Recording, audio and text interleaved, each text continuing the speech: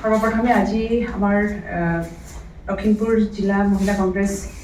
তৰফৰ পৰা আমি এইটো প্ৰেছ মিট আমি অৰ্গেনাইজ কৰিছোঁ আৰু আজি যি সামাজিক মাধ্যমৰ যোগেদি আমি চৰকাৰৰ লগত এটাই বাৰ্তা দিব বিচাৰিছোঁ যে আমি বৰ্তমান চৰকাৰে আমাৰ নাৰীৰ ওপৰত যিটো অত্যাচাৰ কৰি আছে বা চলি আছে আমি সকলোৱে দেখিছোঁ সকলো বাসীয়ে যে প্ৰথমে আমি ক'ব বিচাৰিছোঁ যে নাৰী অন্যান্য নাৰী শক্তি আছে নাৰীৰ বুদ্ধি আছে নাৰী সকলো গুণৰ অধিকাৰী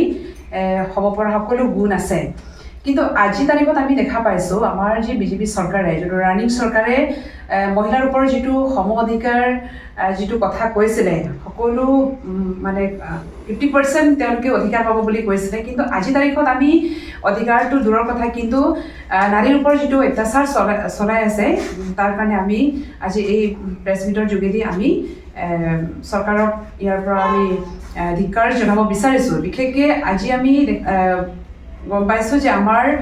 মণিপুৰৰ যিটো ঘটনা হ'ল মণিপুৰৰ অপেন যিটো ৰেপিং না যিটো অত্যাচাৰ নিৰ্যাতন চলালে নাৰীৰ ওপৰত সঁচাকৈ আমি লজ্জাজনক আৰু আজি তাৰিখত আমি এই ঘটনাক লৈ মানে মহিলা হিচাপে আমি মানে লাঞ্ছিত বঞ্চিত নিচিনা আমি নিজকে অনুভৱ কৰিছোঁ কিন্তু আমি চৰকাৰক ক'ব বিচাৰিছোঁ মানে এইটো মণিপুৰৰ যিটো ঘটনাক লৈ আজিলৈকে মানে আমাৰ নৰেন্দ্ৰ মোদী ডাঙৰীয়া আজিলৈকে সেই ঘটনাৰ ওপৰত সেই কাণ্ডক লৈ একো মাত মাতা আমি দেখা নাপালোঁ দ্বিতীয়তে আমি দেখা পাইছোঁ আমাৰ অসমৰ জোনমণি ৰাভাক লৈ জোনমণি ৰাভাৰ ওপৰত যিটো মানে হত্যাকাণ্ড হ'ল লগতে আমাৰ জোনালী নাথৰ যিটো হত্যা হ'ল আমাৰ ইন্দ্ৰাণী তহবিলদাৰ বাইদেউৰ যিটো মানে হত্যা হ'ল আজিলৈকে তেওঁলোকে ন্যায় নাপালে আৰু সেইটোৰ কাৰণে আমি ক'ব বিচাৰিছোঁ যে মানে নাৰীয়ে যে নাৰীৰ ওপৰত যিটো শাৰীৰিকভাৱে যিটো তেওঁলোকে যিটো অত্যাচাৰ চলি আছে আৰু সেই অত্যাচাৰক লৈ আজি চৰকাৰে একো ব্যৱস্থা লোৱা নাই আজি তাৰিখলৈকে আমি তেওঁলোকে যে ন্যায় নাপালে আৰু আমি ক'ত সুৰক্ষিত আছে বুলি আমি আজি তাৰিখত আমি আমাৰ নাৰীসকলৰ প্ৰশ্ন হৈ আছে আৰু আমি বিশেষকৈ আমি দেখা পাব বিচাৰিছোঁ যে আমাৰ নাৰীসকলৰ কাৰণে যি ডিপাৰ্টমেণ্টবিলাক আছে বিশেষভাৱে অংগনবাদী কেন্দ্ৰৰ পৰা আৰম্ভ কৰি আশা তেওঁলোকে আজি ইমান দিনে আমাৰ কংগ্ৰেছ চৰকাৰ থকাৰ সময়ত তেওঁলোকে এই ডিপাৰ্টমেণ্টটো তেওঁলোকে পাইছিলে চাকৰিবিলাক পাইছিলে কিন্তু আজি তাৰিখলৈকে তেওঁলোকৰ মানে একো মানে দৰমহা নাবাঢ়িলে আৰু তাৰ কাৰণে তেওঁলোকে আজি সকলো অংগনবাদী কৰ্মীয়ে মাত মাতিবৰ কাৰণে বাধ্য হ'ল তেওঁলোকে নিজে ওলাই নিজৰ যোনটো অধিকাৰ প্ৰাপ্য সেই তাৰ কাৰণে মাত মাতিবৰ কাৰণে ওলাবলগীয়া বাধ্য কৰিছে তো আজি আমাৰ নাৰীৰ যোনটো অধিকাৰ আছে এই নাৰীৰ অধিকাৰৰ পৰা আমাৰ যে চৰকাৰে খৰ্ব কৰিছে তাৰ কাৰণে আজি আমি এই ঠাইৰ পৰা এই প্ৰেছ মিটৰ যোগেদি আমি ধিক্কাৰ জনাইছোঁ বিজেপি চৰকাৰ যে নাৰীক যিটো অত্যাচাৰ চলাই আছে যিটো নিৰ্যাতন চলাই আছে আৰু তাৰ কাৰণে যিবিলাক দানৱবিলাকে নাৰীৰ ওপৰত যিটো শাৰীৰিকভাৱে যিটো আক্ৰমণ কৰিছে তাৰ পৰা সেইটো যাতে মানে দূৰ হ'ব লাগে আৰু সকলো মানে নাৰী শক্তি এক হৈ যাতে আমি এইটো কেনেকৈ আমি মানে পৰাজিত কৰিব পাৰোঁ তাৰ কাৰণে আমি সকলোৱে এক হৈ ঐক্যবদ্ধভাৱে আমি মিলি আগুৱাই গৈ আমি যাতে সেইবিলাক তাৰ কাৰণে আমি মাত মাতি আগুৱাই যাব পাৰোঁ আৰু আমাক আজিৰ তাৰিখত আমাক ন্যায় লাগে আৰু যিটো অন্যায় আমাৰ ওপৰত নাৰীৰ ওপৰত কৰিছে সেই অন্যায় যাতে দূৰ হওক আৰু আমাৰ ফালৰ পৰা কামনা থাকে নাৰী ন্যায়ৰ বাবে আমি লখিমপুৰ জিলাৰ মহিলা কংগ্ৰেছৰ হৈ আমি আপোনালোকৰ আগত দ্বাৰা আমি প্ৰেছ মিট আয়োজন কৰিছোঁ এই প্ৰেছ মিটত আমি যেতিয়া ৰাহুল গান্ধী ডাঙৰীয়াৰ ভাৰত জোৰো ন্যায় যাত্ৰাৰ আৰম্ভ কৰিছিলে 18 তাৰিখ বা 25 তাৰিখলৈ সেই ভাৰত জোৰো ন্যায় যাত্ৰাৰ যোগেদি আমাক 5টা ন্যায়ৰ কাৰণে আমি দাবী উত্থাপন কৰিছিলোঁ তেওঁ সেই 5টা ন্যায় হৈছে প্ৰথম ন্যায়টো হৈছে আপোনালোকৰ যুৱ ন্যায় তাৰপিছত আহিলে কৃষক ন্যায় তাৰপিছত শ্ৰম ন্যায় তাৰপিছত আহিলে নাৰী ন্যায় তাৰপিছত আহিলে অংশীদাৰী ন্যায় এই 5টা ন্যায়ৰ ভিতৰত আমাৰ আমি নাৰী ন্যায়ৰ ওপৰত চৰকাৰখনৰ যি অত্যাচাৰ কৰিছে যিখিনি তেওঁলোকে মহিলাক সম অধিকাৰ দিব লাগে তাৰ পৰা বঞ্চিত হৈছে সেইখিনিৰ ওপৰত আমি সকীয়াই দিব বিচাৰিছোঁ যে নাৰীসকলে ন্যায় পাব লাগে যেতিয়া এই বিজেপি চৰকাৰখনৰ শাসনত আহিল তেতিয়াৰ পৰা আমাৰ দেশত নাৰী সুৰক্ষিত নহয়, নাৰীয়ে ন্যায়ৰ পৰা বঞ্চিত। নিজৰ প্ৰাপ্য বিচাৰি মহিলাসকলে ৰাস্তাত আহি আজি প্ৰতিবাদ কৰিবলগীয়া হৈছে। আশা কৰ্মীসকল, অংগনবাদী কৰ্মীসকল আৰু আমাৰ যিখিনি আত্মসহায়ক গোটৰ পৰ্যবেক্ষক, তেওঁলোক জীৱিকা সখীসকল, তেওঁলোককো নিজৰ প্ৰাপ্যৰ পৰা আজি আন্দোলন কৰিবলগীয়া হৈছে। আজি যদি আমি চাওঁ ধৰক জোনমণি ৰাভাৰ ক্ষেত্ৰত তেওঁলোকৰ মাতৃয়ে কিমান হাহাকাৰ কৰিলে ন্যায় বিচাৰি, কিন্তু আজি ন্যায় নাপালে। আৰু ইন্দ্ৰাণী তহবিদাৰ লগতে আপোনাৰ গোৱালপাৰাৰ যিগৰাকী মহিলা ধৰ্ষণ কৰি হত্যা কৰিলে জোনালী নাথ, আৰু আমি অনমাই বৰাৰ কথা নকওঁৱেই। হয়তো মুখ্যমন্ত্ৰী ডাঙৰীয়াই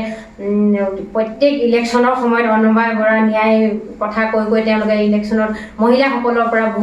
বহুত সংগ্ৰহ কৰে, কিন্তু আজি তেওঁ সেই অনমাই বৰাই ন্যায় নাপালে। তাৰ লগতে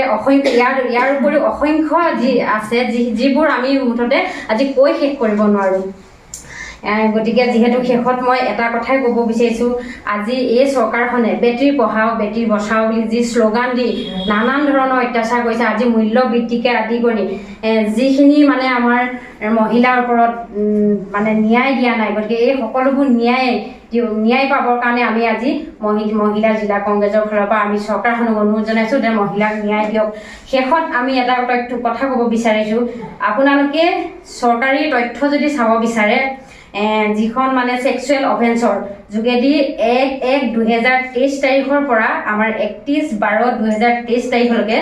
অসমত কেছ ৰেজিষ্টাৰ হৈছে 7,936টা। গতিকে আমাৰ মহিলাসকলৰ বাক স্বাধীনতা নাইকিয়া হৈ গ'ল। আজিলৈকে আপোনালোকক মানে ধৰক আপোনালোকে কওক, আজি যদি আমি এই কথাখিনি ৰাইজ অৱগত কৰোঁ, আমি যদি মাতোঁ, কিন্তু আমাৰ আজি হয়তো তেওঁলোকৰ বিৰুদ্ধে যদি আমি ক'বলৈ যাওঁ, হয়তো আমাক কাইলৈ তেওঁলোকে হয়তো আমাক নি পেলাই জেলত ধৰক ভৰাই দিবলৈ চেষ্টা কৰিব। কিন্তু সেয়েহে মই অনুৰোধ জনাইছোঁ চৰকাৰখনৰ ওপৰত গোটেই মহিলাসকলক ন্যায় দিয়ক। আমি সেই ন্যায়ৰ বাবে আমি হাজাৰবাৰ হ'লেও আমি আন্দোলন কৰি যাম, মাত মাতি যাম। আমি প্ৰত্যেকগৰাকী মহিলাই ন্যায় পাওক, তাৰে কামনা কৰি আজি এই প্ৰেছ মিট মাতে সামৰণি মাৰিছোঁ। কংগ্ৰেছ কমিটিৰ তৰফৰ পৰা আপোনালোকক প্ৰথমতে ধন্যবাদ জ্ঞাপন কৰিছোঁ। নাৰী আৰু পুৰুষৰ সমান অধিকাৰ থকা স্বত্বেও চলিত শাসকীয় যি অসম চৰকাৰ তথা ভাৰত চৰকাৰে নাৰীক পূৰ্ণ মৰ্যাদা দিব পৰা নাই, নাৰীৰ ক্ষেত্ৰত ন্যায় বিচাৰ হোৱা নাই। আমি থোৰতে ক'ব পাৰোঁ যে জোনমণি ৰাভাৰ কথাটো আমি অসম চৰকাৰৰ জোনমণি ৰাভাক কিমান এলাগী কৰিলে। এগৰাকী নাৰী হিচাপে তেখেতৰ যিটো কৰ্মজীৱনৰ যিটো তেখেতৰ শক্তি প্ৰদৰ্শন কৰিবলৈ যাওঁতে আজি অসম চৰকাৰৰ ওচৰত তেখেতে কোনো ন্যায় নাপালে। আৰু 2 নম্বৰতে হৈছে মণিপুৰৰ আমি নাৰী উলংগ যিটো মানে সামাজিক যিটো মানে বৰ্বৰতাৰ শিখৰলৈ মানে আগবাঢ়ি গ'ল, সেই ঘটনাই গোটেই অসমবাসী তথা ভাৰতবাসীক জোকাৰি গ'ল। দ্বিতীয়তে আমি ক'ব পাৰোঁ যে নাৰীক সমমৰ্যাদা দিছে যদিও সম অধিকাৰ আছে, তথাপি নাৰীক কিন্তু ন্যায় নিদিয়াটো এটা জ্বলন্ত প্ৰমাণ, জ্বলন্ত দৃষ্টান্ত। অতি লজ্জাজনক যে ৰাষ্ট্ৰপতি দ্ৰৌপদী মুৰ্মু হোৱাৰ কাৰণে, আজি মহিলা ৰাষ্ট্ৰপতি হোৱাৰ কাৰণে ৰাষ্ট্ৰসংঘ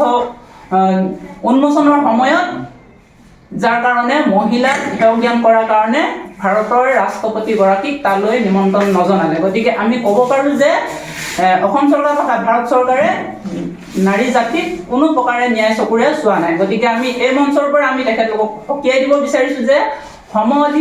অধিকাৰ বুলি মুখেৰে আৰু সংবিধানত লিখিত থাকিলে নহ'ব, কিন্তু সমমৰ্যাদা দিবলৈ আমি আজি লখিমপুৰ মহিলা কংগ্ৰেছ কমিটিৰ তৰফৰ পৰা এই প্ৰেছ মিটৰ জৰিয়তে আমি অসম চৰকাৰ তথা ভাৰত চৰকাৰক আমি সকীয়াই দিছোঁ যে নাৰীক সমমৰ্যাদা তেখেতলোকে প্ৰদান কৰিবলৈ অলপ চিন্তা কৰক।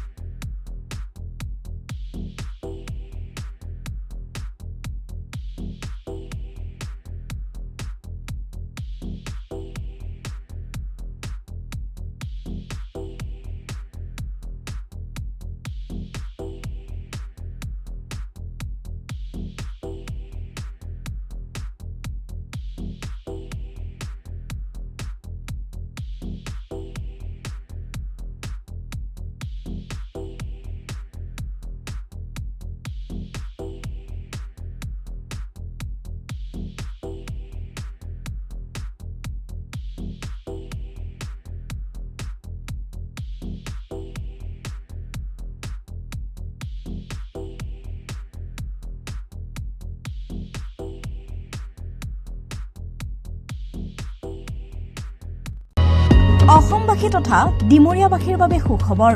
কামৰূপ মহানগৰ জিলাৰ সোণাপুৰত স্থাপন ডিমছ হাস্পতাল এণ্ড নাৰ্ছিং হোম। উপলব্ধ বিভাগসমূহ general medicine, gynaecology, general and laparoscopic surgery, orthopaedic surgery, paediatrics and neonatology, palliative medicine, pain clinic, dermatology, ENT, urology, দুৰ্ঘটনা আৰু জৰুৰীকালীন সেৱাৰ বাবে 24 ঘণ্টাই উপলব্ধ ডিমছ হাস্পতাল এণ্ড নাৰ্ছিং হোম। অত্যাধুনিক সা সুবিধাৰে পৰিপূৰ্ণ ডিমছ হাস্পতাল এণ্ড নাৰ্ছিং হোমত উপলব্ধ digital x-ray, 24 hours pathology, ECG, PAC clinic, 24 hours RMO doctors. ঠিকনা বৰঘাট, সোণাপুৰ, কামৰূপ মহানগৰ জিলা। যোগাযোগৰ নম্বৰ 8009040080।